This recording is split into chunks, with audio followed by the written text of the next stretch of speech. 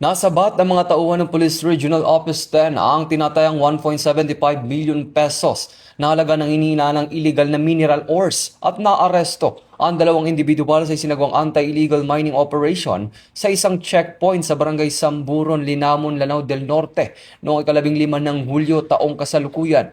Ayon sa First Provincial Mobile Force Company ng Lanao del Norte Police Provincial Office, pinara ang isang wing van truck matapos makitaan ng mga paglabag sa batas trapiko. Sa inspeksyon, nadiskubre sa loob ng sasakyan ang humigit kumulang 350 sako ng ininalang mineral ores na walang kaukulang dokumento para sa transportasyon.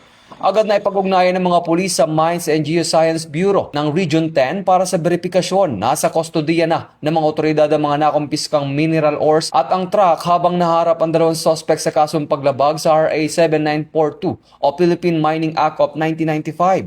Hinihikayat ng PNP ang publiko na agad iulat sa pinakamalapit na himpilan ng pulisya o lokal na otoridad ang anumang inihinanang iligal na pagmimina upang maprotektahan ang kalikasan at komunidad. Mula dito sa National Headquarters ng Philippine National Police, ako ang inyong PNN correspondent, Patrolman Edwin Baris, alagad ng batas, tagataguyod ng Balitang Pulis.